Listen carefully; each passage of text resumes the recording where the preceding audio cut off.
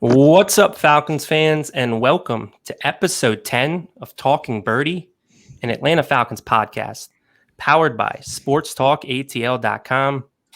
I am your host, Matt Karoly. You can find me on Twitter at Matt Karoly, Karoly spelled Karoly. And I got Alex Lord, who returns after a week off, joining us tonight, as well as my other co-host, Jake Gordon from the Sports Talk ATL team. And tonight we start our three-part series over the next 3 weeks, breaking down the NFC South divisional foes. And up first is the Carolina Panthers. And to break it down with us, we got a very special guest. He is one of the best Panthers analysts on Twitter, a writer at Cat Scratch Reader, and co-host of the Roar podcast, part of the Blue Wire Podcast Network. He's Billy Marshall, and not only is he a great Panthers analyst, but in my opinion, one of the best NFL followers on Twitter. I can speak from personal experience, being an accountant. Some of my busiest times of the year is February through April, so I can't always keep up with the NFL draft mayhem, but Billy does a great job kind of cutting up all the important stuff from the Senior Bowl, running through the practices, the game, the combine, and the positional drills that come with it. So make sure you're giving Billy a follow if you're not. You don't just have to be a Panthers fan to follow him. He's a great NFL follower in general. So Billy, thank you so much for taking the time to catch up with us and talk some Panthers football. How you doing tonight? Oh, well, thank you guys. This is the time of year I told you guys earlier where it's pretty much a dead period. Got a month until training camp. So now I'm just kind of laying low, waiting for the storm to arrive straight from July all the way. It's been tough, content in general. It's tough to come by, as you said, this time of the year, but we figured now's a great period to kind of go through and look at some of the Falcons' closest opponents.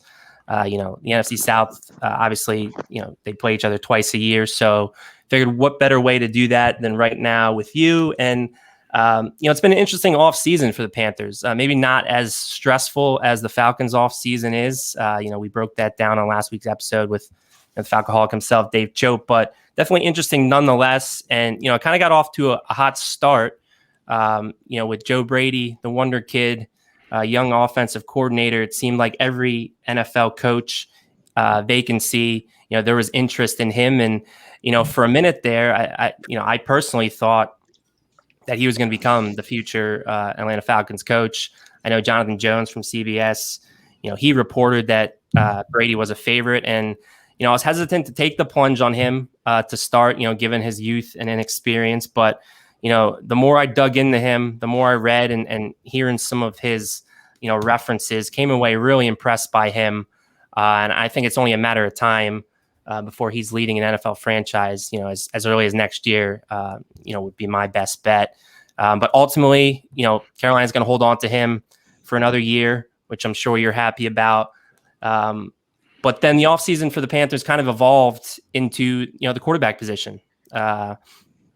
And pun intended here, but Teddy Bridgewater became a bridge to hopefully something better, I guess, for Panthers fans. I think early on, that's something better. The rumors were heating up that it could have been Deshaun Watson.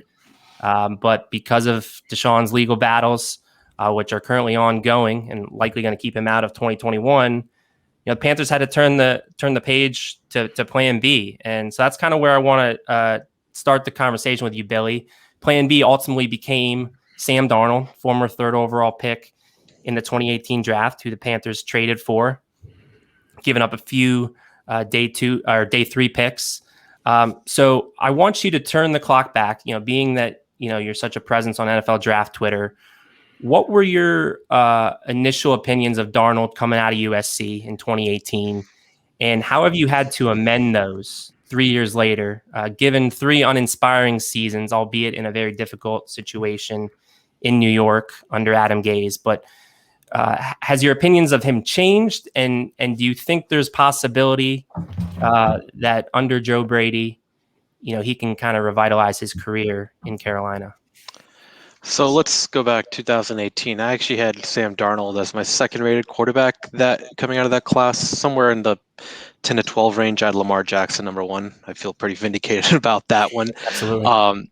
But as far as Darnold is concerned, the things I really liked about him, first of all, he was really super young, and he was doing it for a program that kind of was like, has been experiencing a lot of purgatory in USC, and he kind of managed to turn them around in some ways. Got to the Rose Bowl his final year, and they beat Penn State in that really epic game that went back and forth against Saquon Barkley. And yeah, I mean, I think your opinion has to change on players after 3 seasons, but as far as like, do I think he's like a bust like Josh Rosen? No, not necessarily, but I also think that he's probably not going to get another opportunity like this again, where a team kind of values him as highly as the Panthers did, because I'm sure there were other teams who might have also valued him, maybe not to the extent that Carolina did, but they probably still had a higher opinion of him. So for me, I still think that there is some hope with Darnold, and I think there's a couple reasons for that. I think the first reason is obviously, like you guys mentioned, just the supporting offense and talent around him was just so putrid, and you can't excuse the poor performances and the poor production. I'm not trying to come to his defense in that regard, but I do think that, we here in Carolina, we've seen it. Cam Newton was pretty special. He could elevate an offense like no one else could, maybe in 2015. I mean, you guys saw in 2016 when you guys had Kyle Shanahan, Matt Ryan, Julio Jones, those running backs, and just everything was clicking. And again, it's nothing to take away from Matt Ryan. He was fantastic and he won MVP. But I really do think the surrounding talent matters a lot more than a lot of people want to let on. Because would Patrick Mahomes be this transcendent talent that he is now if he was in New York, and if Darnold was playing for Andy Reid? It remains to be seen. He'd still be very good, but I don't know if we'd be talking about him like we are now. So there's a lot of history and data that's going against Darnold. But if he's going to turn around, he has the skilled talent here. He has the offensive coordinator to do it. It's pretty much now or never. Do you think Joe Brady's going to have to cater the offense at all to what Sam Darnold does, or do you think the strengths of Darnold kind of match what Brady likes to do in an offense? So I think the biggest thing with Darnold and some of his biggest proponents, whether they're people on ESPN or within the big NFL media at large, they point to some of the clips that you guys have seen, those off-platform throws where he's rolling out 20 yards to his left and he's just throwing it off balance all the way downfield. And those are really special throws, and it kind of proves that he has traits to be an elite quarterback. The biggest thing with him is just playing within structure. And I was reading a column, Greg Cosell, he replaced Peter King this week, and he kind of mentioned a similar thing where, like making plays out of structure is important, but quarterbacking in the NFL, the best ones, they have to do it within structure. And I think that's going to be the biggest thing with Sam. And just looking back at last season, Bridgewater, he was a pretty serviceable quarterback, especially just getting this job done. But the thing that he didn't really have like those physical traits, and he couldn't make plays or fit it into tight windows as much as you'd like. And that's kind of the hope with Darnold, is making sure that he's just playing within structure, and then when it's crunch time, he's able to deliver the throws that Bridgewater wasn't able to. And then the last thing I want to ask about Darnold is, how important is it that he's going to have a weapon in Carolina that he has some familiarity with, and that being Robbie Anderson, who was, a favorite target of his from 2018 to 2019. Do you expect them to kind of rekindle that fire and Robbie to be the number one target? Or, again, they got a guy in DJ Moore who, I know Falcons fans obviously love Calvin Ridley, and we're happy that they passed on Moore, but Moore's kind of gone under the radar as far as the resume that he's built in his first couple of years. If you follow Matt Harmon and his reception perception, I mean, he's praised Moore and what he's done in Carolina. How do you see the targets playing out, and do you think that connection kind of lends to some early, wide receiver one, volume for Robbie? For Robbie, I'm not sure he'll see a high volume that DJ Moore will receive. But one thing that Robbie Anderson does really well is he understands like route leverage. He can get open against all types of coverage. So if you're running like an option route and they're playing like cover 3, he's going to make sure he's in the right spot. And that familiarity between him and Sam Darnold is obviously going to be very important because they already have the experience playing with another. And for DJ Moore, DJ's biggest strengths right now as a receiver is his just ability to get the ball and then make plays happen after. He has improved quite a bit with his releases and his route running. I would say he was pretty raw in that area, especially compared to Ridley, who's like one of the better route runners in the NFL. But it's going to just come down to how well, not necessarily those two play, it's a supporting cast. The Terrace Marshalls, the David Moores, the Christian McCaffreys, and the Dan Arnold or Ian Thomas.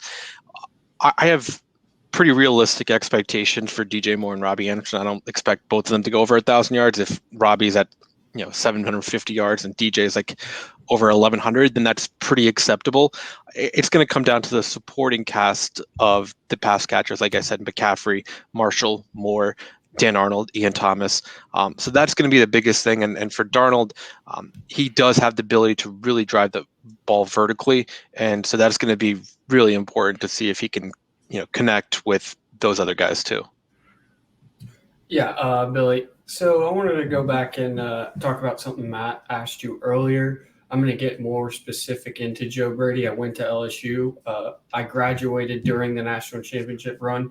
So I am, Joe Brady fanboy. When he was interviewing for the Falcons, I really, really thought, he was the one. I wanted him to be the one, maybe more so than I, thought he was the best fit.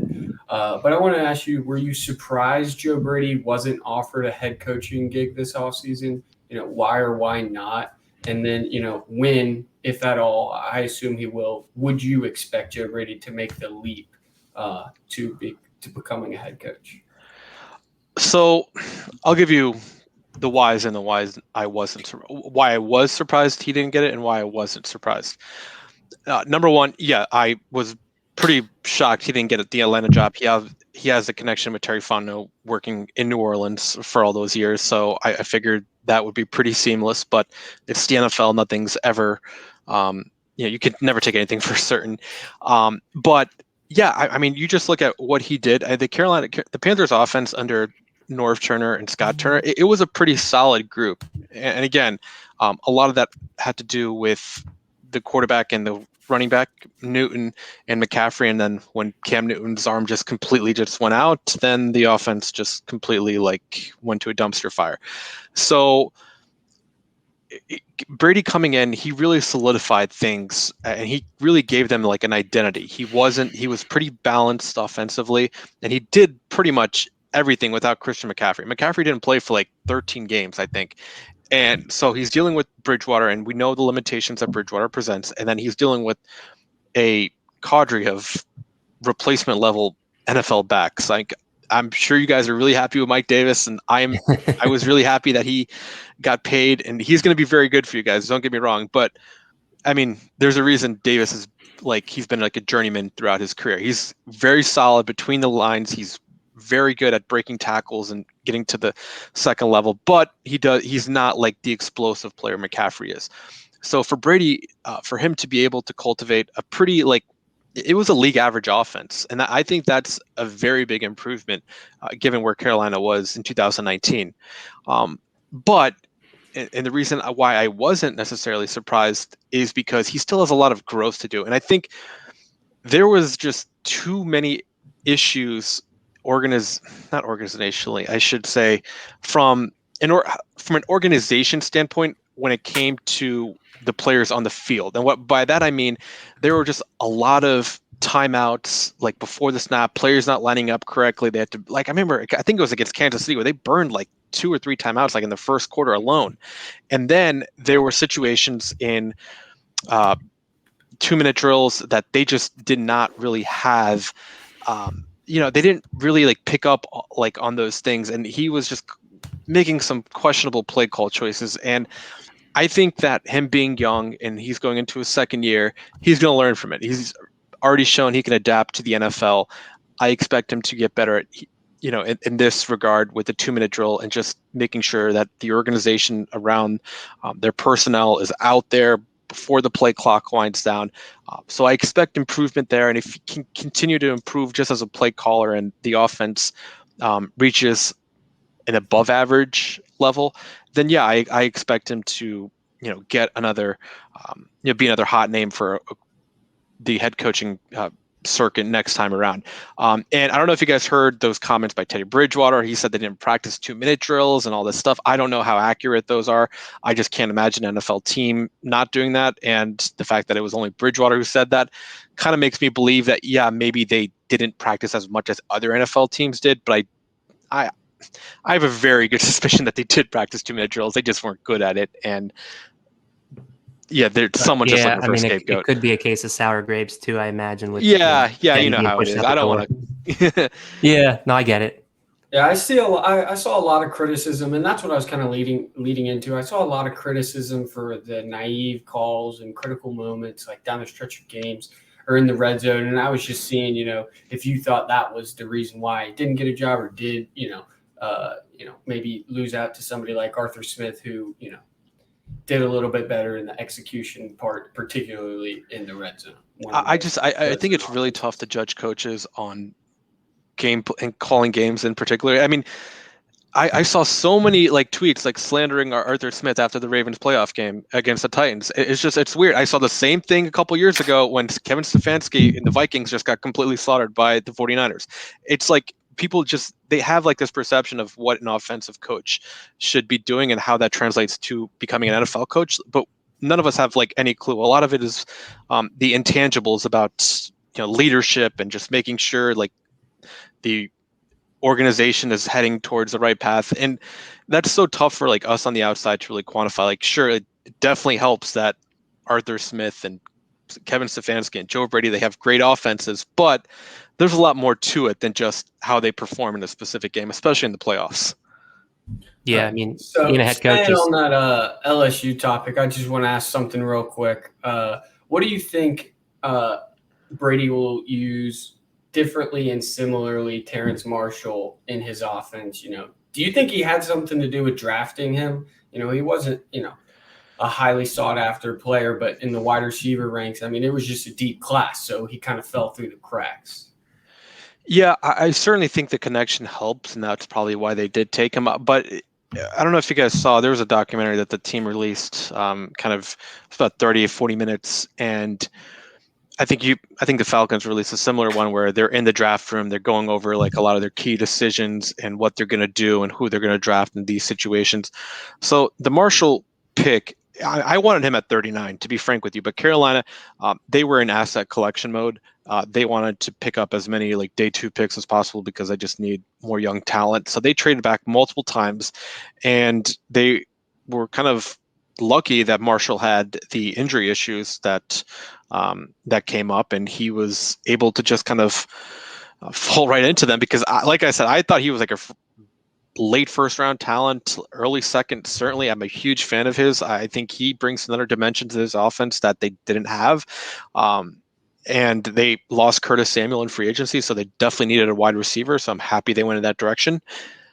But yeah, I think that it certainly helps that Brady and Marshall already have, Marshall already knows his offense, because I don't think Marshall participated in the offseason program. He was at OTAs and everything, but he didn't participate because he's still trying to get healthy. So he was on the side. So it should give him a leg up in the preseason when he is healthy and the pads come on.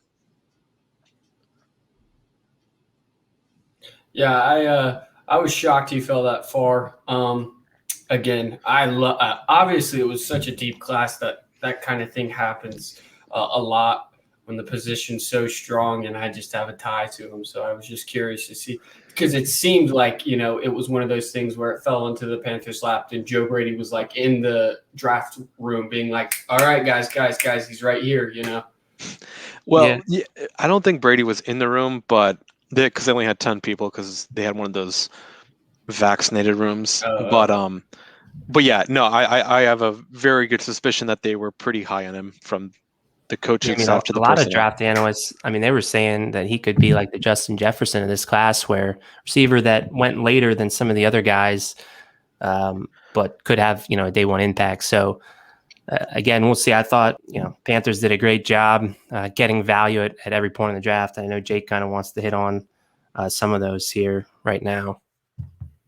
Yeah, I'm a big draft guy. I do a lot of the draft stuff with Sports Talk ATL. I got to say, man, I hate to give you all your flowers, but I've been loving what Carolina's been doing. First, with Brian Burns, and I really like Brian Burns. That's who I wanted the Falcons to take. But I'm perfectly happy with Chris Lindstrom, but thought Derek Brown was a great pick. He's not a guy that's going to get a lot of shine just from the position he plays.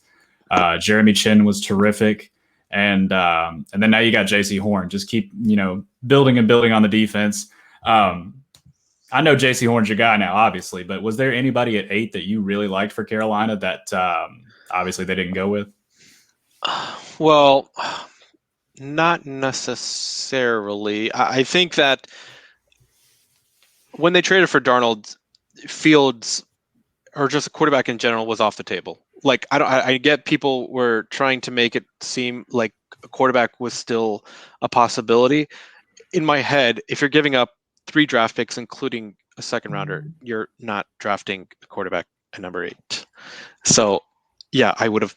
Do I prefer Justin Fields over Sam Darnold? 1,000%. I don't think I would argue maybe 75 to 80% of Panthers fans would tell you the same thing. But just from a team building and asset management scenario, I think that they had to just ride their luck with Darnold and see how it goes. And whether it works or not, I'm not too confident, but Fields, if they didn't trade for him, that would have been what direction I would have gone in. But Horn, I was really ecstatic with. He was my top defensive prospect.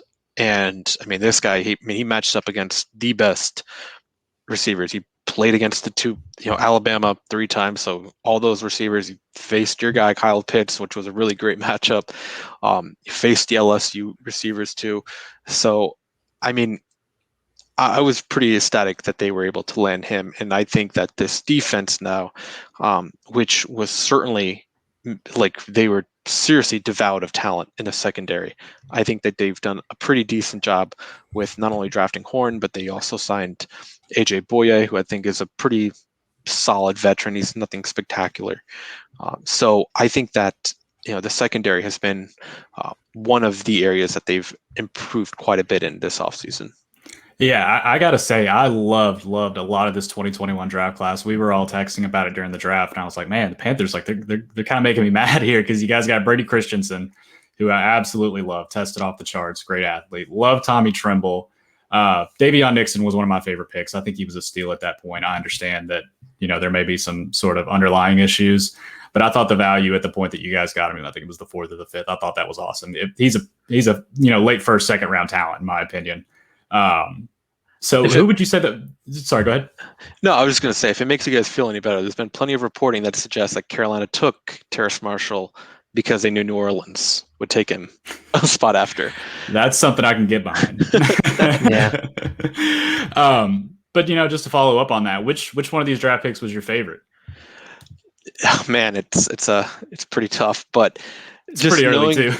yeah, for sure. I love the Tremble pick, like you said. I mean, this team, they kind of need to really, they've done a decent job of upgrading that tight end room this offseason too. And Tremble, he just presents pretty like the total package, in my opinion. He's a great blocker, and he has like the skill set to improve as a receiver too. There's been, a lot of comparisons made. I'm not going to go that far. I don't want to give him too many laudits at this stage of his development, but I think that he is a guy that I think can, improve upon where he can become a reliable tight end 1 and 2 to 3 years down the road. And I think that's a pretty healthy spot for his development.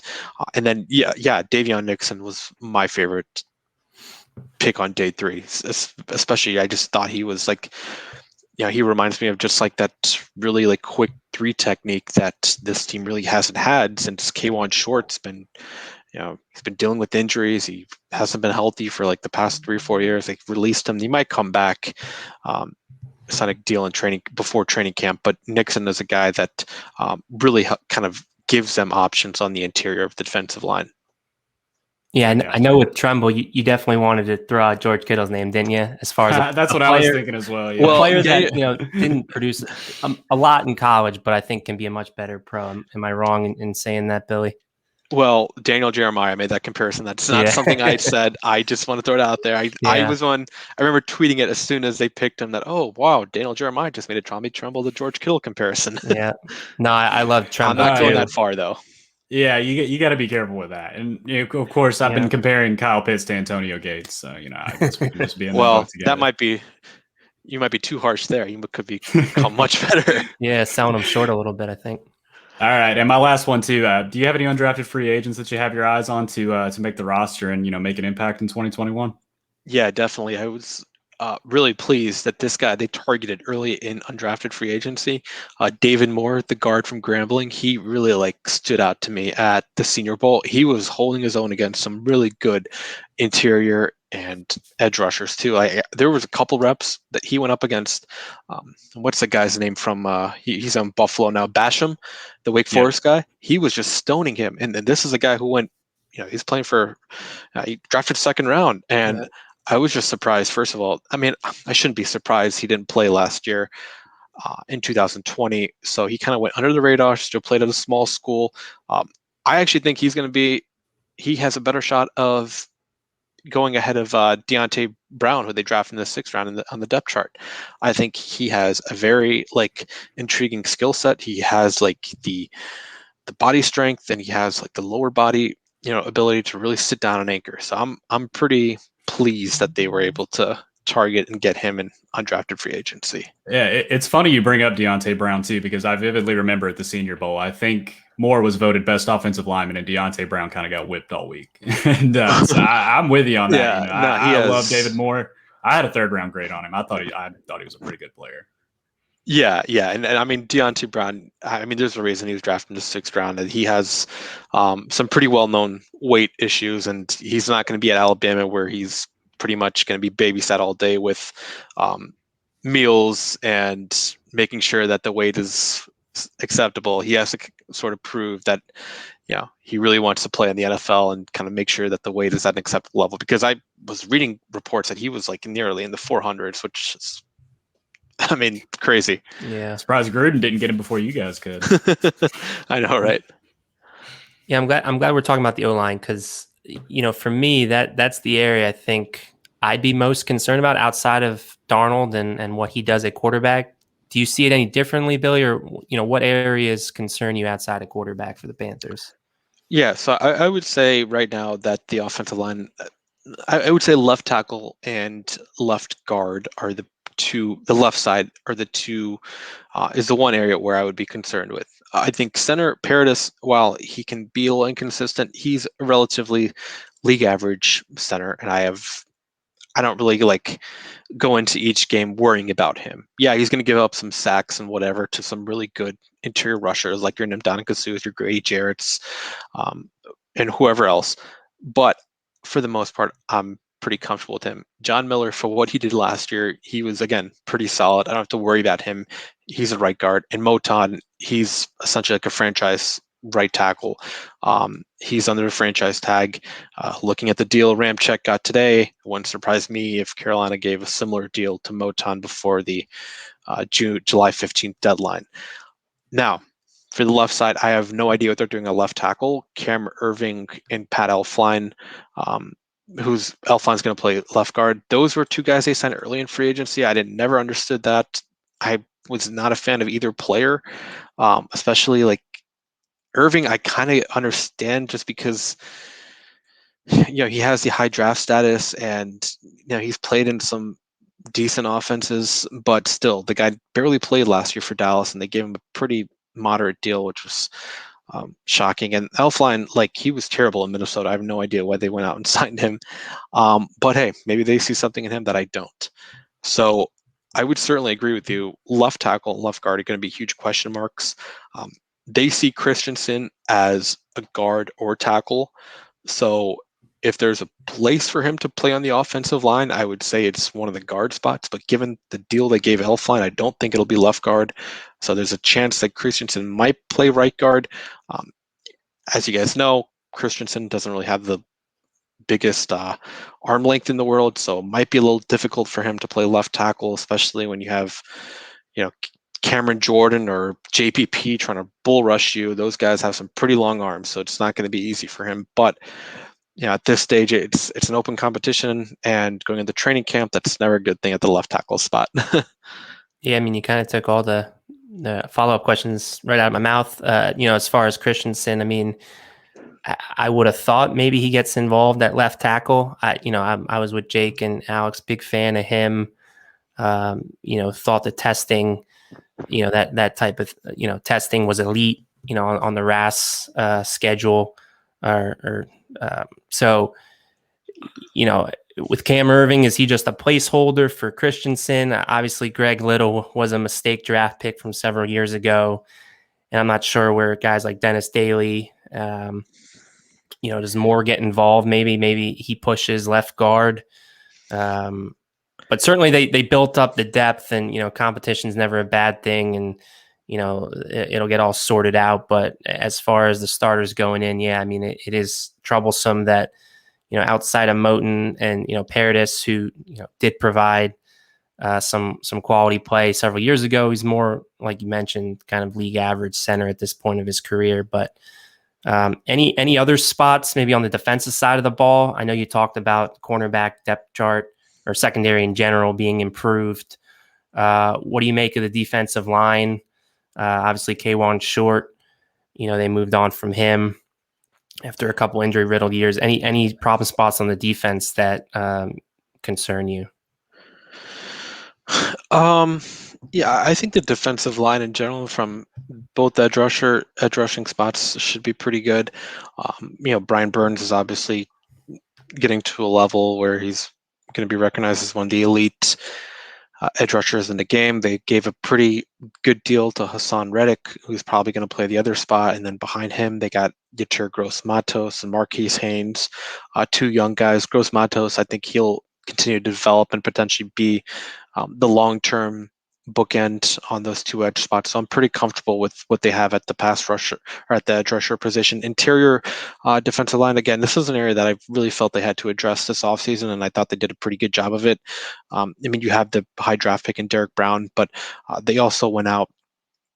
They signed Morgan Fox, who I thought was really underrated for the Rams, and they signed Daquan Jones, who was in Tennessee last year. Again, another underrated, really big run stuffer who can really help the defensive line in the rotation. Bravion Roy is a guy that they had last year. He's a rookie. He had his ups and downs. I don't know how he's going to do. Just another guy in the rotation. I'll probably be surprised if he's starting. He's probably going to be behind Daquan Jones and Derek Brown at this point. But I would say the issue on the defense would probably be the opposite, the free safety spot, because I don't know if Jeremy Chin is going to be their free safety. They just looking at how they used him last year, I think Chin is going to be similar to his rookie season. He's going to be used in a versatile manner. He's going to play on the line of scrimmage. He's going to play linebacker. He's going to play safety too. But as a guy who's going to be like the deep safety for their defense, Justin Burris, who they signed in 2020 offseason free agency, he was pretty good, but I don't see him in that role. It depends who the other guy's going to be. They got Kenny Robinson. Sam Franklin played a few games last year. He was really good. They just signed Delano Hill. He was at rookie minicamp. I think he was drafted by the Seahawks a couple years ago. So that spot, I would say the other safety spot opposite of Justin Burris is going to be a question for them, because I don't see Jeremy Chin playing, I don't see them just sticking Chin at safety. I feel like he's going to be everywhere like he was last year. Kenny Robinson was the XFL standout, right?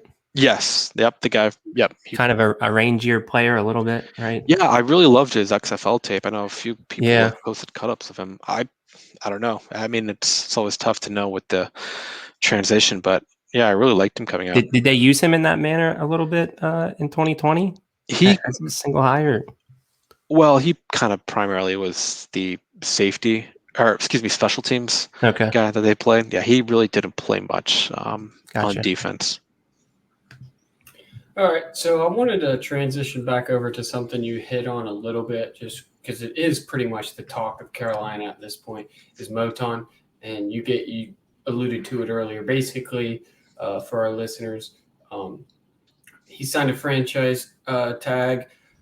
It's paying him like 13-something million, but Ryan Ramczyk just resetted the right tackle market. So he's the highest paid right tackle in the league. He just topped Lane Johnson, I believe.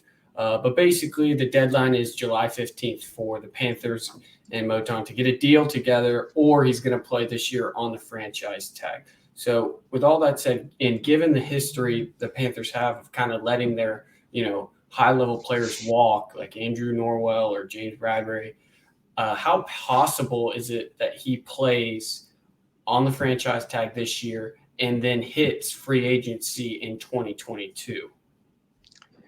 Yeah, I mean, this is it's certainly a concern. I mean, until he has a deal by July 15th, then I would say it's a pretty huge issue for this team and this franchise. I mean, they've been searching for some competency at the tackle position, and when you draft one in the second round and he proves that he's really, really good, then you should keep him. Do everything you can. And I just don't see them franchise tagging him again. So they have a couple weeks to work out a long-term deal. But this franchise, like you said, it has been known to let quality players walk. And I know there's a new GM in town, a new head coach, obviously going into his second year, but I mean, you can't let a talent like Taylor Moton leave the building. You can't. He's the best right tackle, in my opinion. Well, I should say one of the best right tackles in the game.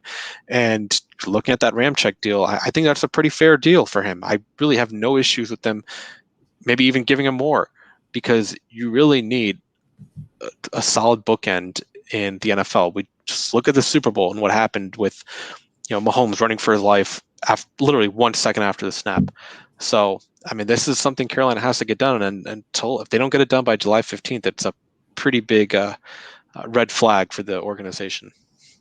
Yeah.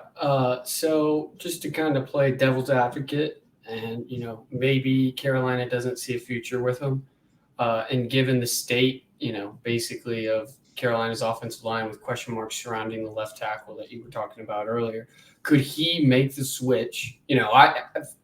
I for one would not be for this move, but just putting it out there, like you said, Christensen probably doesn't have the arm length, or you don't want to throw a rookie in at left tackle like him unless he's a high value pick. So maybe throw Moton over to left tackle and Christensen to right tackle, or what do you think about moving him? Moving Moton to left tackle? Yeah, and then having like Christensen and whoever else battle for that right tackle spot. Yeah, see, I'm a little hesitant on that one just because he's been so good on the right side. I don't want to change something that's working. I know it's less than ideal, but Carolina should have solved their left tackle problem in other prudent ways than how they went about it this offseason. I just don't like moving guys around. It's pretty tough, especially for a guy like Moton, who's played essentially like his entire football career on the right side. I think he played right guard too in high school and a few games in college. So, to me, I just think like right tackle and left tackle at this point of like just looking at like how the NFL has evolved, in my opinion, they're pretty similar. Yeah, sure. A left tackle is going to have a little more importance because you're protecting the blind side, but still, like there's so many good edge rushers in the NFL these days, and there's plenty of them in our division to know that you have to be really solid at each of those spots.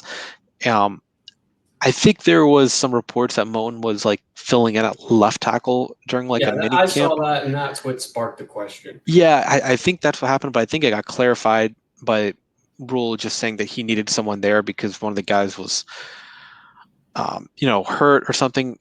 But I will say, if this was something that they were working on throughout OTAs and minicamp where he was consistently there, then I obviously don't agree with it, but I can understand why they were going in that direction. But to me, it seems like they're pretty set on keeping him on the right side, as they should.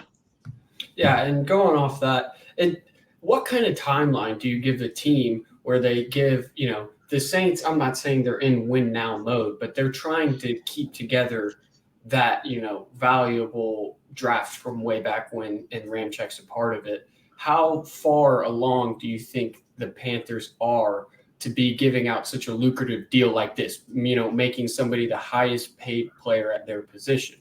That's not the most conducive way to win a Super Bowl, but I do know that tackles are, the utmost important positions that never get, glorified. So I just, how far off, are the Panthers for them to be handing out such a lucrative deal like this? I don't think they're far off at all. I mean, they made Christian McCaffrey the highest paid running back, and I don't think they should be paying running backs that much money to begin with, but they did, and they certainly weren't afraid to hitch their wagons to Teddy Bridgewater. Now, I understand that was a different general manager. Marty Hurney was the guy who has that on his resume, but still, the head coach was still here at the time, so he signed off on it, presumably, and he has a pretty decent control of say when it comes to personnel. And they give up some pretty decent draft capital, and they picked up Sam Darnold's fifth-year option. So I would say that they're in my opinion, they have to be at a level of competency this upcoming year. I'm not expecting them to win, 10 games and be in the playoffs. That's completely unrealistic, but they have to continue to get better and, win some of these close games that they did last year. So if that's 6 or 7 wins, I think that's, an improvement. And then by year 3, which is 2022, then that's when they should be really competing for the playoffs. But my whole thing is the cap has been suppressed for a couple years because of the pandemic and whatever, but pretty much every NFL stadium is going to be filled up this year. And there are projections out there that the cap is going to continue to rise up. I know that's a Falcons pun I just used, but but no, I see the cap rising exponentially in the next few years. So I don't see why you wouldn't want to tie down this excellent young right tackle who's not only really great on the field, he has no issues off the field. He's I think he's graduated with an engineering degree or something. He's really smart, and he's just the model young player you want in your organization. So they have to really get this done, in my opinion. And I get the concerns about, some of the resetting the market or whatever. But I mean, come on, this is a position that's worth it, not running back like they did with McCaffrey. I'm going to let Jake go into our next set of questions, but here we are the biggest advocates of never paying a running back ever. I don't know about Matt, but Jake, me, and our other guy, Chase, I mean, we couldn't be more adamant about literally never paying a running back. The Mike Davis deal was awesome. Ezekiel Elliott probably he might have the worst contract in the NFL. It's right there. See, what I would hope that they would do and they didn't with the new CBA that came out a year or so ago, is do something where it's an escalation clause in a rookie running back deals contract, because for me, it comes down to they treat him as, they run him into the ground, treat him as workhorse labor. And then obviously, their good years are behind them when it's time to pay them. And that's, I think, the whole philosophy on it doesn't make any sense to give a big contract. So for me, I'd like to see everyone get compensated fairly, and that would be the one thing I'd like to see from a future CBA is depending on their volume and workload and their production and their achievements, their rookie contracts get escalated the following year based on something like that. Because, again, while I do kind of agree with all you guys that you should never pay a running back, I think part of it is because, again, you're taking advantage of their good early years while they're on a cheap contract and then, moving on to the next guy. I'm actually fine with them drafting. I'm actually fine with teams drafting running backs in the first round. I actually don't have an issue with that. Obviously, you should prioritize other positions. Cough, cough, Pittsburgh. But I don't really think taking a running back at the back end of the first round, like Kansas City did a couple years ago, is the worst thing in the world. Right. Just to get that extra year, on the 5th year. But talking about how far the Panthers off, that's a pretty good segue for this topic. I was looking at y'all's schedule. Obviously, it's very similar to ours, but I see a lot of winnable games, and there's some sneaky tough ones. I don't think Washington football team is going to be a pushover this year. I think they have a really good defense. I think the Giants are going to be improved.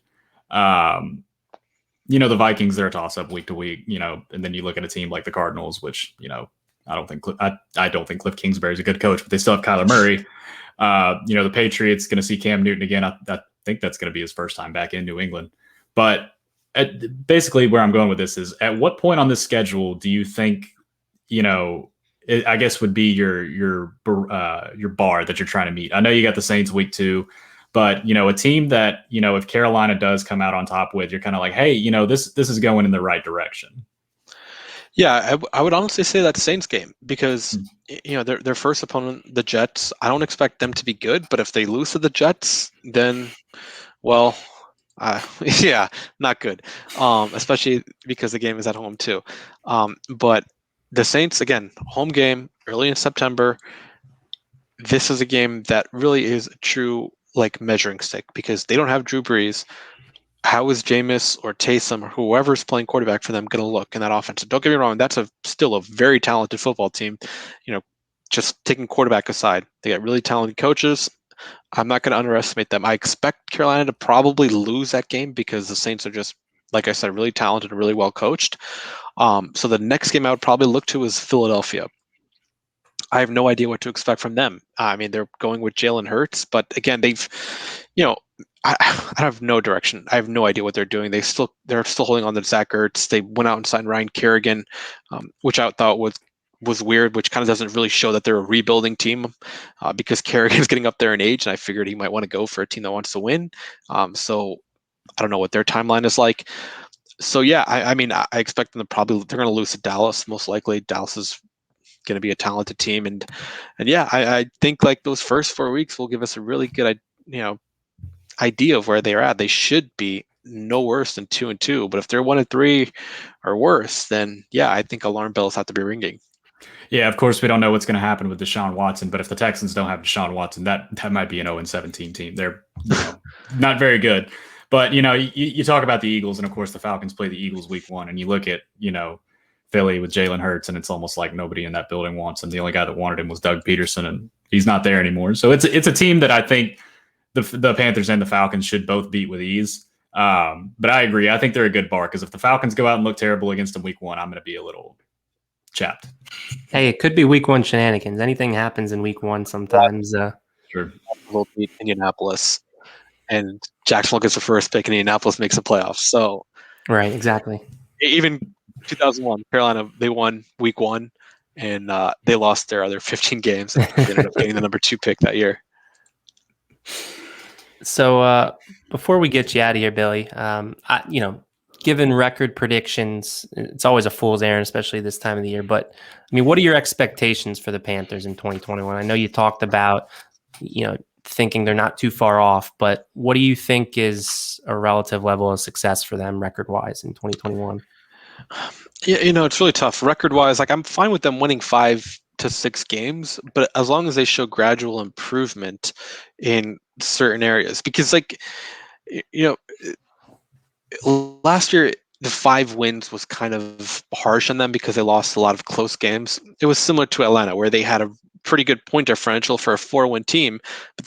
Like the Falcons, you guys lost a lot of close games, and so did Carolina. So for me, if they can get 6 and 7, I'll be pretty pleased with.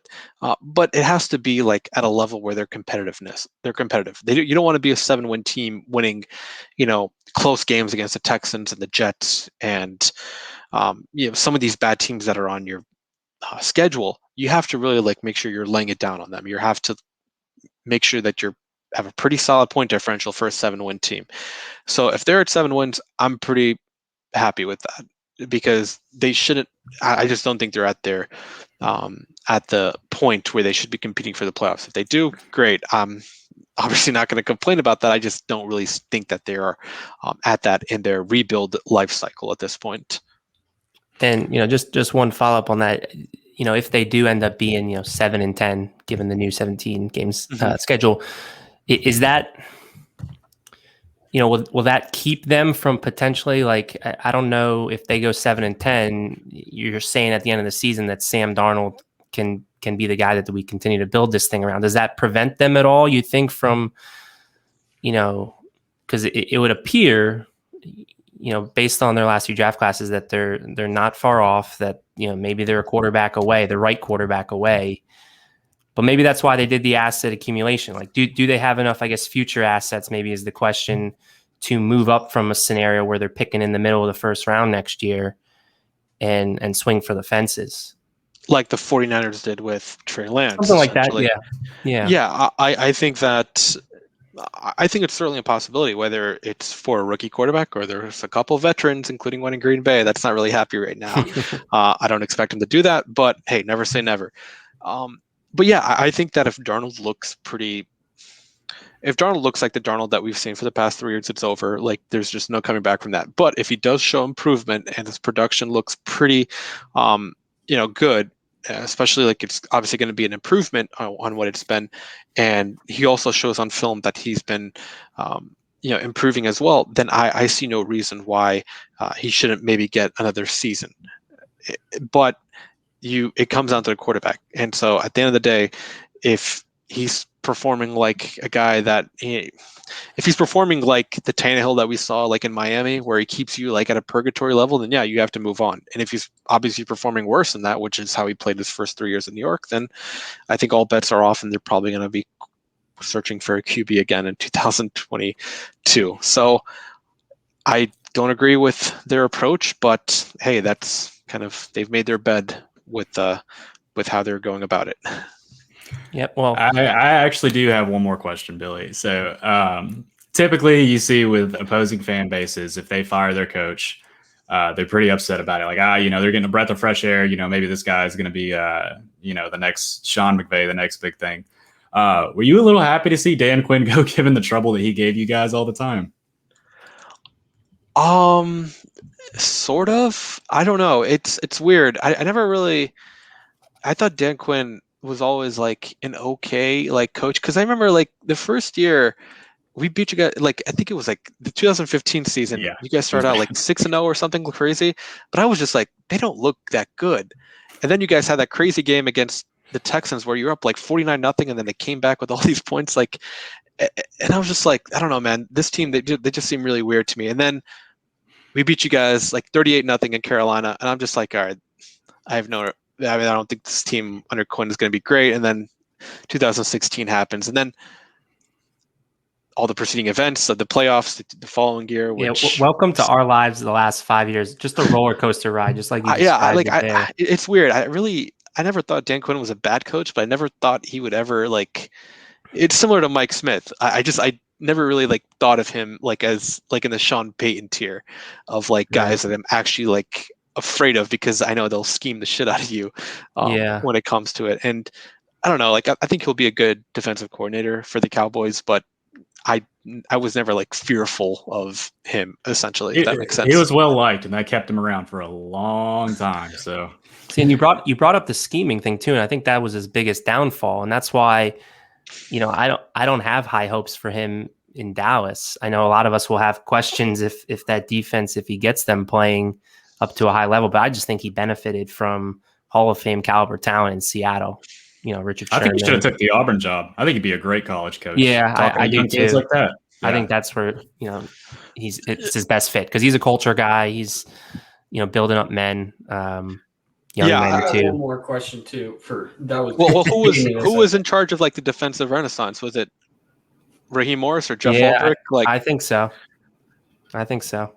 Okay, I was always curious, like, because whenever like I remember like a couple years, 2019, when they made the changes, like their defense got really better, and obviously last year when you fired Quinn, I thought their defense was again really good, and I don't know who, like if it was Morris or Ulbrich, because Ulbrich is in New York now, and it'll be interesting. Yeah, it'll be interesting what Morris does. I mean, Brandon Staley was incredible for LA, and now he's inheriting that team. I mean, that'll really tell us, I think, if he can have them playing still at a high level. I think that'll say that Morris had a lot to do with Atlanta's success. So, Billy, you talked about how like you never really feared Dan Quinn in terms of like out scheming you, whereas Sean Payton does that to everybody in the league. It's not just the Panthers. Everybody is on edge. New Orleans week. So what do you think about Arthur Smith given the same parameters that Dan Quinn was just all right, never going to maybe get over that hump, whereas Sean Payton obviously already has, and he's come on the cusp of I don't know how many different Super Bowl runs that just ended in horrible fashion. Almost. Not quite. Yeah, no, as much as it is fun to joke about Peyton's playoff record, it's still, I still just think that he's one of the most incredible coaches like in NFL as long as I've been watching the NFL. So yeah, I think Arthur Smith certainly has like a ton of potential. Like I'm not surprised that he got a job very quickly. I thought he was going to get a job in 2020 last year, but things changed for whatever reason. And yeah, I would say he was definitely one of the better new coaching hires. Didn't like that he stayed in Atlanta, but hey, like I think he really has good potential, especially still kind of confused about what they're doing as far as like if they're playing to, or if they're rebuilding, or if they're going forward with a team that's trying to win this year. We don't know either, so Yeah, I think they think they can win. I was just like, if you're gonna draft Pitts, like why not try to keep Julio around? But I'll leave that discussion for another time. But no, I really think Smith has incredible potential, and I'll be curious to see how defensively they'll do under Dean Pease. Pease, obviously, he's kind of retired twice now. He did it with the Ravens, and the Ravens obviously they got better when he left. Martindale is obviously an incredible coach, and but no, I still think Pease is like one of the he's sort of like in that Dick LeBeau territory where he has like so much knowledge and he's continuing to evolve too. So he's not just like a stagnant, like a Rod Marinelli type who just focuses on or Lovie Smith who has just one scheme and he doesn't evolve. I think Peace will consistently evolve over time, and I think I'm very curious to see how he does with that defense. But I think Atlanta definitely made some pretty good not only moves this offseason outside of the obvious one with a certain number 11, but again, we'll leave that for another day. See him gone. Hey, I don't mind Julio Jones leaving the division now. If only a couple guys for number 12 leaves Tampa, then I'll be happy too. Yeah, I can agree with you on that. Yeah. Well, Billy, this was a lot of fun. I mean, we could talk football with you for hours. You've been very gracious with your time. Definitely check him out on Twitter at BillyM_91. Do you have anything upcoming that you want to plug? Obviously, co-host the Roar podcast. What do you got in the future pipeline there? Yeah, so I think we're probably going to get back on the podcast routine pretty soon here, do some off-season previews. And yeah, I mean, again, this is the dead time right before the storm hits, right? From July all the way until the draft, you have nonstop football coverage. So it's good to get a little time off. But yeah, you can check out our podcast, The Roar. We'll doing, again, similar to you guys, doing previews and just previewing the team and what this Panthers team will look like in 2021. I got you. Hey, I'm going to put you on the spot one last time. What's your record prediction for the Falcons this year? Oh, but I don't even know what their schedule is. I will say Atlanta goes 8-9, 9-8. 10-7. You heard it here first, Billy Marsh. No, that's fair. That 8 and 9's fair. I mean, I know we talked. We all have between like 8 and 11. The whole gamut, yeah, from all the way from 11 and 6. But that was I don't even know what their that was pre-Julio like. deal. I think it might be the same teams because I know we have Buffalo. I know we have Philly. I mean, the NFC East in common. Yeah, I mean, even the last 5 game stretch is very similar. I mean, we both traveled to Buffalo in the winter. Yeah, but you guys got a pretty easy opponent in Detroit there. That's you insane. say that. Yeah, I say that we lost them very the last confident. 2 times. I'm very confident, especially late December when Detroit will be jockeying for draft position, that they will not be in contention. But hey, been in the NFL. Yeah, my expectation is Detroit's picking top 3, if not top 1. Oh yeah. Next season. But yeah, we'll see. I mean, that's why they play the game. That's why the NFL's fun. It's parodies, and there's always teams that come out of nowhere to surprise us. But again, we really appreciate your time. Hopefully, we can maybe have you on to preview one of the Panthers-Falcons game later in the season. Guys, anything you want to plug on the site before we head out? Go Hawks. Look out for the Hawks stuff. Yeah, call, Yeah, baby. it's definitely an exciting time. So, all right, for Billy Marshall, Jake Gordon, Alex Lord, I'm Matt Karoly. This has been Talkin Birdy. Go Falcons.